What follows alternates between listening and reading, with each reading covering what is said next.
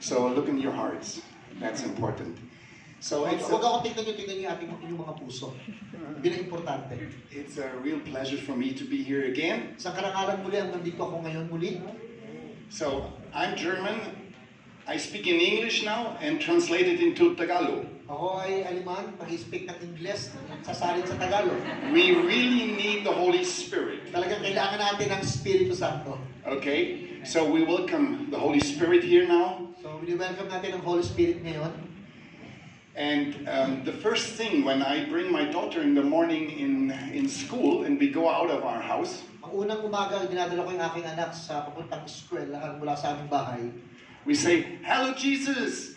Hello. Inasabi namin, Hello, Jesus! Hello, Jesus! So let's welcome Jesus now. Hello, Jesus. So, i-welcome natin si Jesus. Sabay-sabay tayo, Hello, Jesus! Okay, and just now we read Matthew 18, verse 20. So, babasahin natin sa Matthew 18, verse 20. They're standing, for where 2 or 3 gather in my name, there I am with them. Kapag may dalawa o tatlo na nagkakatipon sa aking pangalan, ako'y nasa kanilang kalagitnaan. So we are much more than 2 or 3 here. So, mas marami po tayo sa dalawa o tatlo ngayon. Jesus is in our middle. Ang Panginoon ay nasa ating kalagitnaan. Okay? Perfect. So I have a parable for you. Meron akong parabola sa inyo, talinghaga. Imagine a man who's driving a car or driving a motorbike Isipin niyo po, may isang tao na nagmamaneho ng sasakyan o ng motorsiklo without using the steering wheel. na walang manibela. Yeah, you're laughing. He's a fool, right? Matawa kayo, siyempre katangahan niya, no? Right? He wants to reach out anywhere, but consequently don't want to use the steering wheel. Gusto niyo pumunta kung saan, pero ayaw niyang gamitin yung manibela. So we are, if we don't use the Bible Parang ganoon din po tayo kung di tayo gagamit ng salita ng Diyos. and trying to come through our life. Ang Biblia na dumating sa ating mga buhay. So we drive our life. We go every day. Inamaneho po natin ang ating buhay, araw-araw. But without the scripture, Pero kung walang kasulatan, we have no chance. wala tayong pagkakataon. If we don't know what the Father wants from us, Kung hindi po natin alam ang nais ng Diyos sa buhay natin, if we don't follow what the Holy Spirit tells us, kung di natin handang sundan ang sinasabi ng Espiritu Santo sa atin, we will fail and have an accident. papalpak po tayo at maaksidente tayo. Like the man who's driving a car and don't want to use the steering wheel. Katulad po ng lalaking nagmamaneho ng sasakyan na ayaw gumamit ng manibela, We're simply fools. ay isang kahangalan. Just now you may say, but I don't know how to. So isipin nyo, pero hindi ko alam kung paano. Doesn't matter. The Bible Hindi says, mahalaga yun. Ang sabi ng salita ng Diyos, who has lack of wisdom, no problem. We read in James 1 verse 5. katulad doon ng kung humingi ng karunungan, walang problema. Katulad ng sabi sa Santiago 1:5. If any of you lacks wisdom, you should ask God, Ang sino man sa inyo na nangangailangan ng karunungan ay manghingi sa Diyos. who gives generously to all without finding fault, Na magbibigay ng may kasaganaan ng hindi naghahanap ng kapalit. and will be given to you. At ito ibibigay sa Kanya. But when you ask, you must believe and not doubt, Pero kung manghihingi ka, kailangan mong maniwala at huwag magdududa. because the one who doubts is like a wave of the sea, Dahil ang siyang nagdududa ay katulad ng alon sa langit sa karagatan blown and tossed by the wind. na hinahangin parot-parito ng alon. That person should not expect to receive anything from the Lord. Ang taong yun ay huwag umasa na may matatanggap siya mula sa Panginoon. Such a person is double-minded and unstable in all they do. Ang taong mayroong pagdadalawang isip at hindi sigurado ay ganung tao. So we should decide to have faith. Okay? So kailangan po natin mag-decision ngayon ng may pananampalataya. And it's so easy to have faith if we remind how a child is. Ang dali pong magkaroon ng pananampalataya kung ipapaalala natin sa ating mga sarili, katulad ng mga bata. We must believe like a child. Kailangan tayong maniwala katulad ng bata. When your child is jumping in your arms, Pag yung bata tumatalon sa iyong mga bisig, your child believe naniniwala kasi yung bata that you're there. na nandun ka. And the Bible says we have to believe like a child. Matthew Sa 18. ng Panginoon, kailangan maniwala tayo na katulad ng bata. Matthew 18 verse 2. Sa Mateo 18, talatang 2. Jesus called a little child to him and placed the child among them. Tinawag ni Jesus ang mga bata at tinuro niya ang mga batang ito. And he said, "Truly, I tell you, unless you change and become like a little children, Katotohanan sinasabi sa inyo, malibang kayo maging katulad ng batang ito, you will never enter the kingdom of heaven." hindi kayo paghaharian ng kaharian ng langit. Therefore, whoever takes the lowly position of this child is the greatest in the kingdom of heaven. Kaya nga ang sino mang tumutulad sa batang ito nagpapakababa ay mayroon lugar sa kaharian ng langit. And whoever welcomes one such child in my name welcomes me. At ang sino mang lalapit at tatanggap sa mga batang ito ay tinatanggap din ako. Remember when you was a child, Isipin po natin nung tayo'y mga bata pa. you were thinking pure and you had nothing bad in mind. Napakalinis ng ating mga isip, wala tayong mga masamang isip. You came directly from heaven, created in heaven, given to your parents that time. Alam tayo ay nilikha ng Panginoon, maging ang ating mga magulang. Sure, we have the first sin in us, Siyempre nagkaroon ng mga unang pagkakasala sa atin. but we were not tempted from all this, what we going through now. Pero di dahil sa natukso tayo sa mga bagay na pinagdadaanan natin ngayon. The Bible says, lead a godly life. Sabi ng salita ng Panginoon, mamuhay tayo ng may kabanalan. Romans 12 verse 1. Therefore, I urge you, brothers and sisters, in view of God's mercy, to offer your bodies as a living sacrifice, holy and pleasing to God. Kaya kasi sinasabi ko sa inyo mga kapatid, ialay ninyo ang inyong mga katawan bilang haing buhay at kalugod-lugod sa Panginoon. This is your true and proper worship. Ito ang inyong tunay at naaayon na pagsamba. Do not conform to the pattern of this world, Huwag kayong makiayon sa takbo ng sanlibutan ito. but be transformed by the renewing of your mind. Kundi kayo mabago sa pagbabago ng inyong mga isip. Then you will be able to test and approve what God's will is. Upang inyong maalaman kung ano ang tunay at kabutihan at kalooban ng Panginoon. His good, pleasing, and perfect will. Ang mabuti, kaaya-aya at sakdal na kaloob ng Diyos. The first thing what we have to do is love our next as ourselves. Ang unang bagay na kailangan natin gawin ay mahalin ang ating mga kapwa tulad ng ating pagmamahal sa sarili. It's very important to forgive another what we've done wrong. Ang mahalaga po na mapatawad natin yung mga tao na nagkasala sa atin. So forgive me, we go through a lot of Bible verses today because I think it's very important that we know what's written in the Bible. I can tell a lot of things here. Marami pong mga sitas, talata sa Bible na magpapatungkol sa pagpapatawad. Dahil mahalaga na malaman natin kung anong sinasabi ng salita ng Diyos pagdating sa pagpapatawad kahit ang dami kong alam ng mga verse na pwede natin sabihin ngayon. But I want that you know that everything what I say here is written in the Bible. Upang malalaman nyo na lahat ng bagay na sasabihin ko sa inyo ay nakasulat sa Bible. That's why I encourage you to study the Bible. Kaya po, ini-encourage ko kayo na pag-aralan ang Bible. This will help you much more to understand the heart of the Father. Tutulungan tayo lahat nito na maunawaan kung ano yung puso ng Panginoon ng Ama.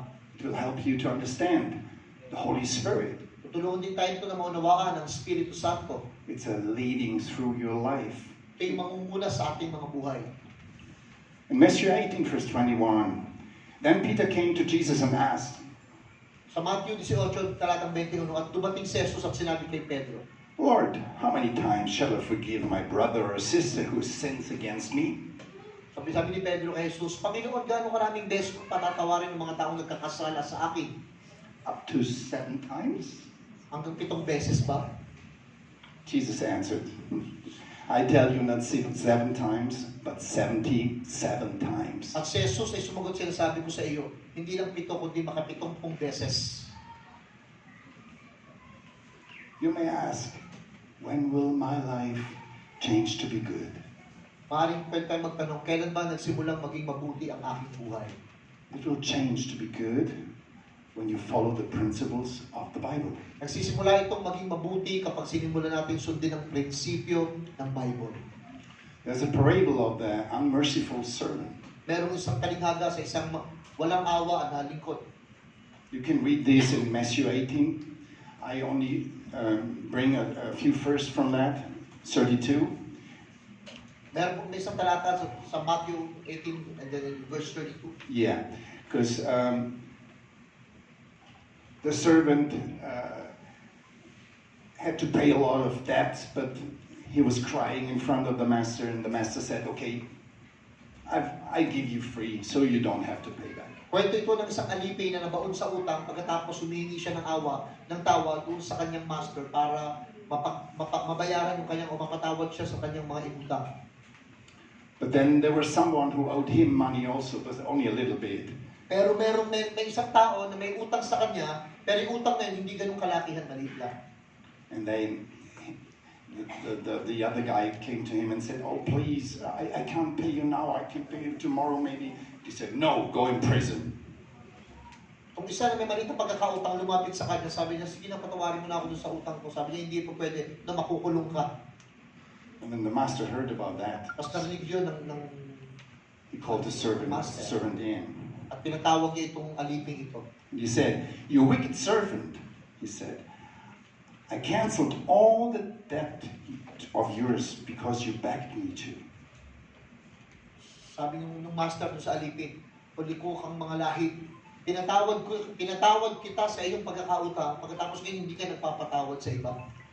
Shouldn't you have had mercy on your fellow servant just as I had on you? Di ba dapat nagpatawad ka din sa katulad mong alipin gaya ng pagpapatawad ko sa iyo? In anger, his master handed him over to the jailers to be tortured until he should pay back all he owed. Nagalit ng master, pinahuli siya, pinaresto hanggang sa bunuin niya ang lahat ng mga inutang niya sa paghihirap. Jesus said this himself. "This is how my heavenly Father will treat each of you unless you forgive your brother or sister from your heart." Ganito tinatrato ng Panginoon ang bawat sa inyo kapag hindi na tayo nagsimulang magpatawad sa ating mga kapwa at nagsimulang magpatawad mula sa ating mga puso. You and God alone knows if you really have forgiven from your heart or if you only say, "Okay, I've forgiven you." Ang Diyos lang pong nakakaalam kung talagang nagpatawad tayo sa mga puso natin o talagang okay lang, pinatawad kita, pero hindi talaga.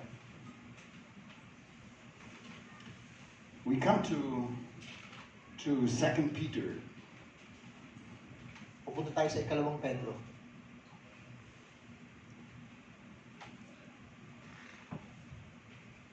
In 2 Peter 1, we're standing, verse 3, "His divine power has given us everything we need for a godly life through our knowledge of Him who called us by His own glory and godness."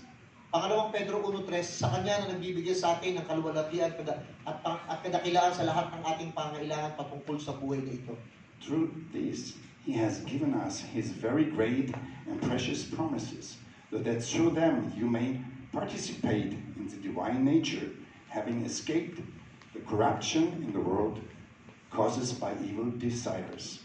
Sa pamagitan niya, ibinigay sa atin ang dakila at kahalagahan ng mga pangako na magkaroon ng bahagi sa kanyang divine nature. Divine nature. Magkaroon ng banal na kalikasan upang makatakas sa paghihirap sa mundo ito dahil sa mga evil desires or Verse 5. For this reason, make every effort to add to your faith godliness, and to goodness knowledge, and to knowledge self-control, and to self-control perseverance, and to perseverance godliness, and to godliness mature affection, and to mature affection love. At sa dahilan ito, gawin natin ang lahat upang madagdagan ang ating pananampalataya at pagpananampalataya sa kabutihan, sa kaalaman, at sa kaalaman ay magkaroon ng pagtitimpi sa sarili at pagtitimpi sa sarili pagtsatsaga At pagtitiyaga sa kabanalan at ang kabanalan ay magkaroon ng katulad ng pagmamahal. We all, as we are here, we are an example. If we say we are Christians, so we are an example. Lahat po tayo nandito ngayon para maging halimbawa. Katulad pag sinabi natin tayo Kristiyano, so tayo po ay halimbawa. We are all teachers. Lahat tayo ay guro. So the question is if we are a good example or a bad example. Ang tanong mabuti ba tayong halimbawa o masamang halimbawa? And we are responsible when someone, maybe younger, see us and follow what we do bad. At naging halimbawa tayo kapag yung mga tao nakakita sa atin at sumusunod sa atin, nakikita kung masama yung ating mga ginagawa. So in 2 Peter, there's standing more about false prophets, false teachers, false examples. Sa pangalawang Pedro, meron pong mga hinahalimbawa doon ng mga bulaang propeta, bulaang mga guro, bulaang mga halimbawa. It's a big warning. May malaking babala para sa kanila. And this warning is also for us. At Because yung pong babala na yun para din sa atin lahat. when we are believers, the people look on us. At kung tayo mananampalataya, nakatingin talaga sa atin ang mga tao. That does not mean that we have to do everything correctly, everything right. Hindi ibig sabihin nun talagang lahat na lang magagawa natin ng tama at mabuti. We make mistakes as long we are here. Kakaroon talaga tayo ng pagkakamali habang nandito tayo. But we should distance from a lot of things, what I will read now. Pero kailangan po natin ang makaayos sa mga babasahin ko ngayon pong mga talata. So for is God did not share angels when they sinned, but sent them to hell, putting them in chains of darkness to be held for judgment. Sabi ng pangalawang Pedro, verse 4, kung ang Diyos ay hindi nagpatawad sa mga anghel nang sila'y magkasala, kundi sila'y binulig sa impyerno at nilagay kinadena sa kadiliman hanggang sa araw ng paghuhukom. If he did not spare the ancient word when he brought the flood and its ungodly people, but protected Noah, a preacher of righteousness, and 7 others. Kung hindi niya pinatawad ang naunang mundo sa panahon sa baha ni Noah na mga hindi makadiyos na tao, ang proteksyonan lang ay si Noah. If you condemned the cities of Sodom and Gomorrah,